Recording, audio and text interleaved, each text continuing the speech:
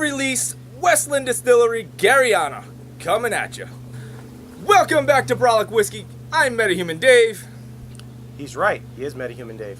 This is just Mike. You can't see his eyes because he's too cool for us wearing his sunglasses, even though the sun's behind us. I'm sensitive. Don't judge me. I'm sensitive. Today we are reviewing a limited release from Westland Distillery. They're based. Oh, this is a screw. I wasn't ready for that. All right, screw top. They're based in I believe it's Washington. This is a special release called Garryana that's released only 2,600 bottles. 2,600, huh? I'm actually really surprised that this isn't numbered. No, that's what I was just saying. I'm surprised that it's not a numbered release when it's that small of bottles. Non-chill filtered, no color added. Comes in at 50% alcohol. Wow. This is the 2017 release. February 1st edition. Before I get into this, before I forget, I do want to say thank you very much to Aaron Artino for donating this bottle to us. I don't remember what it tastes like. I had a small sample at our last meetup, so this is a real fresh review. But thank you, Aaron, for the donation. Man, it smells nice, though. It smells fantastic. It smells really nice. I get like a candy. It's like a licorice type smell to it. Huh. Yeah. Like I smell it and it just makes me want to think of going to the movies, in which I always get licorice. Ew, that's gross! Really? Yeah, I do. Are you 80? Like seriously. Black licorice. No. Red licorice. Okay. I said a candy like. No. All right. Who eats black You licorice? scared me, man. I was like, I didn't realize you were 80 years old liking black licorice. You're talking red, cherry. Awfully judgmental today, Dave. Ah, yeah. Yeah, okay. It's good for this channel. We gotta be polarizing, right? Yeah. This does smell really nice, though. It smells beautiful. Flavor-wise, it's a little bit on the alcohol side to me. I do get 50% alcohol, man. It's the high. Oh, is that what high you proof. said? That's what I said. Oh, I gotta listen to you once in a while. 50% alcohol. Yeah, this is strong. Yeah, which just to put Aaron on the spot there, this just barely meets his minimum requirements to be considered a whiskey. He only likes barrel-proof stuff, so it has to be 50% or higher. Yeah, he's a grown-ass man, damn. It might be why he didn't like this one, is because he might think this is too weak. I can still talk after I drink. This does smell nice, though. I can't really... I'm not pulling any of those notes out where I could decipher them. But it smells really... It smells great. Floral, Flavor-wise, citrusy, it's candy. hurting me on the tongue. Try it on the back of the tongue like you... I did both, and it's just hurting me. I'm not enjoying it. It's way more black peppery than I really I'd want. Flavor-wise, it's not working for me. See, I actually really do like it. Ooh. A lot. I'm really surprised that Aaron didn't care for it, but I'm having a hard time deciphering what I'm smelling and what I'm tasting today, but I like what I'm tasting. While Mike figures it out a little bit more, let me get into how dorky this particular bottle is. So, Garryana is a type of oak. Most whiskeys are aged in new American white oak. Quercus alba, if you're dorky enough and you want the scientific name. This is Quercus Garryana, also known as Garry oak. If you if you really care about the story, you can go to Westland Distillery Garryana.com, and it's like a 10-minute read how giant of a story they have on why and what goes into this Garryana. Bottom line is, they like the taste that the Garryana wood brings out of the whiskey, so they go on this wild goose chase trying to find this really hard to get wood that's only native to the Pacific Northwest, and they've been finding a couple of places in Oregon where they can still get some of this really hard to get wood. So I reached out to the company because I was a little confused as to what they meant. They're really, really transparent on their website, which I respect. I was really impressed a lot of you millennials, you guys really want to know everything. Like if they're eating chicken, millennials want to know the name of the chicken and the farmer who raised it, and even where everything came from. And well, Westland Distillery, they're doing all that stuff, right? They're letting you know everything that you want to know about the whiskey. It's matured at least 3 years, so their website says matured at least 38 months. But they're using 5 different types of grains, and they let you know what grains are going in here. It's 5 different malts: Washington Select, Pale Munich, Extra Special, Pale Chocolate, and Brown malts. So then they go into the cask type that this bottle rested in. 3 different types. So it's all the same blend of those 5 grains, but they let it mature in 3 different types of cask. 52% of the whiskey was in used ex-bourbon barrels. 27% was in that virgin white oak, and 21% was in this Garryana oak. They said that anything higher than that 21%, just the Gary just overtakes the flavor too much. But that's their whole thing. They use Belgian brewer's yeast. They ferment it for 144 hours. I mean, they let you know everything that you might want to know about a whiskey. Yeah, Mike's still not digging it? No, it's not that I'm not digging it. It's a riddle. I don't understand this thing yet. You get a little bit of a Band-Aid kind of medical type feeling with it. I don't even know what that means. No one knows what it means. It's just so out there. It's so much different than what I've had. I don't understand it. If I didn't know better, I would have sworn this is a peated whiskey.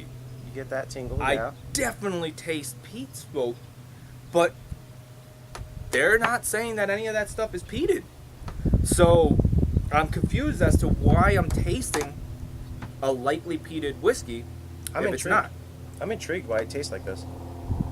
This is I'm intrigued why Aaron wasn't digging it. It's complex. It's really nice. It's complex. It's different. It's unique. If you let it stay in the mouth long enough, after that tingle, after that burn goes away, it's not overpowering, but you do get a little bit of chocolate on the back end.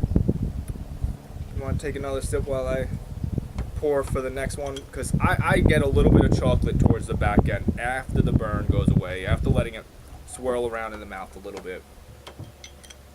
I'm digging this one, man. I like it. I like it. I just don't understand it. I really, that's what it is.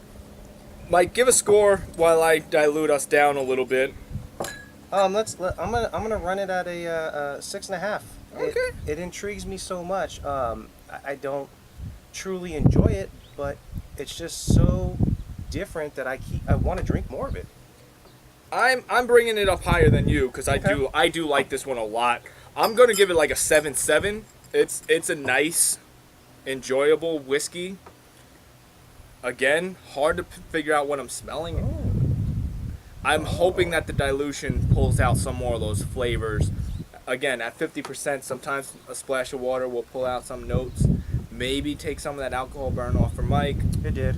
It smells like caramel to me. Ooh. Yeah, it smells a lot like caramel. It muted the alcohol a lot.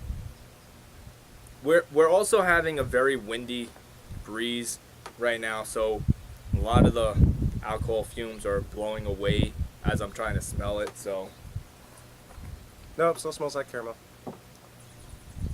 Flavor-wise, again, I'm going a little more vanilla than caramel. God, it's so random. I don't know what this is.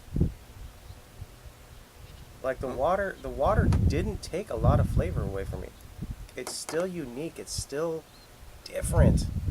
I'm useless to you right now. This is good. I just want to drink this and not talk to you. I'm right there with you, man. I'm having a hard time pulling out distinctive notes, both on the nose and on the palate, but I'm still enjoying it. It's like it's just hard to describe to you guys, which sucks as a viewer. You want us to tell you what we're tasting, but this one is freaking unique. If you can find it, buy the damn thing. Just buy the damn thing if you can find it.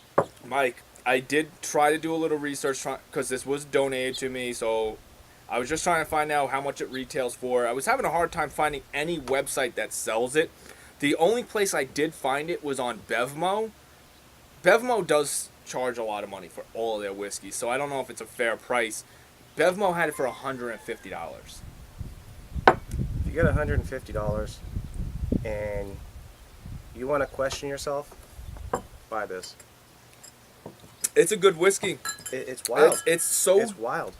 I mean, it's kind of cliche to use the term, but unique.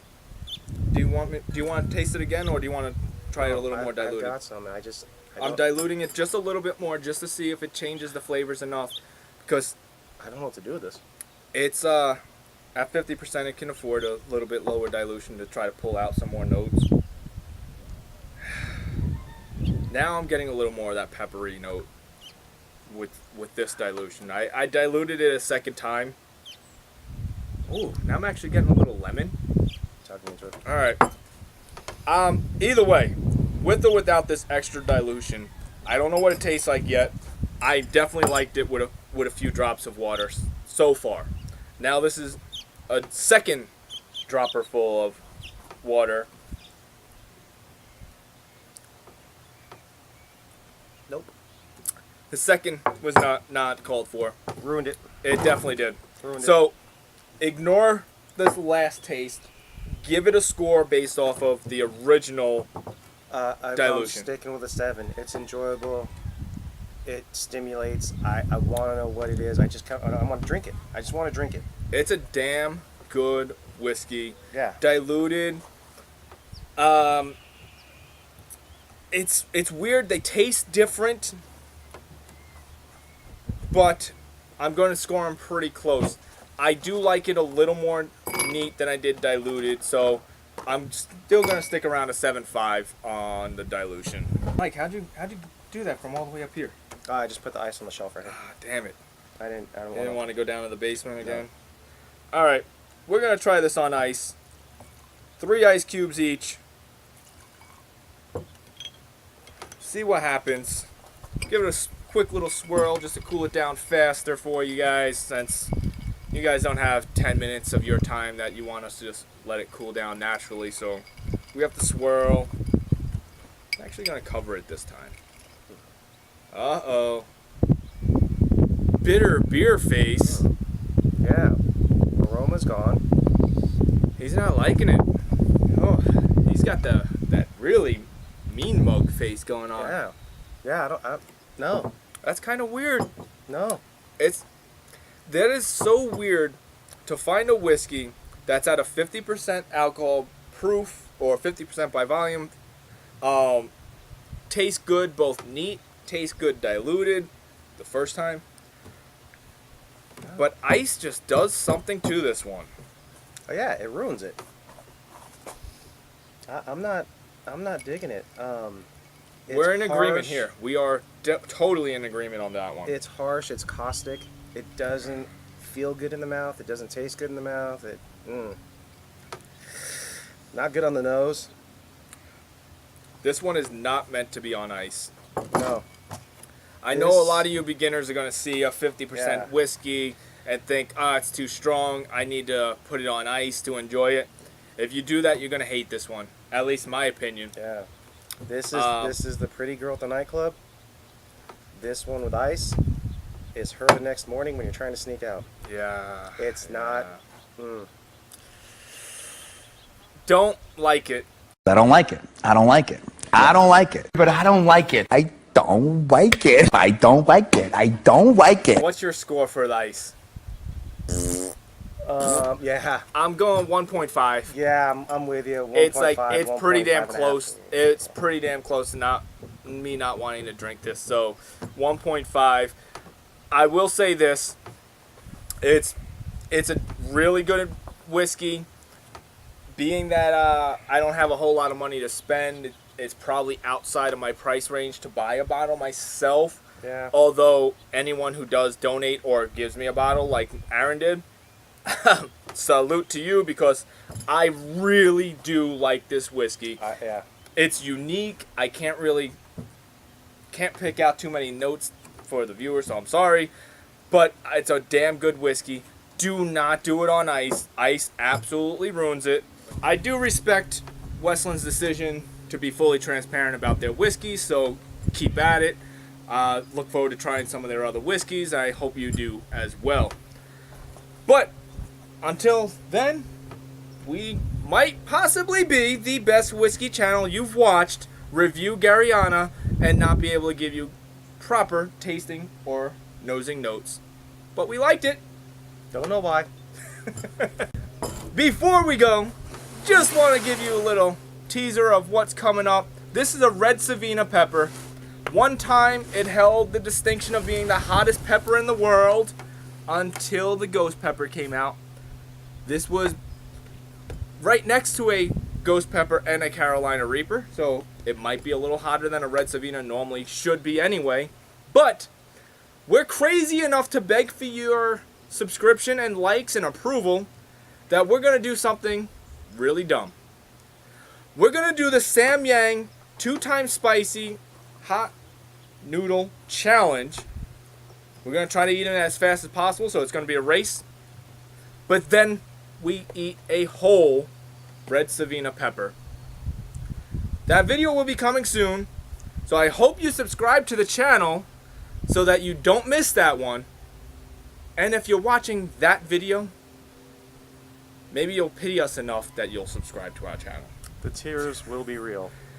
This is a painful pepper. I've tried it. Oh. So just give us a subscribe. Hit the little bell icon so you don't miss when we put ourselves through this pain. And like, comment, and all that other good stuff. We love you guys. Chopsticks.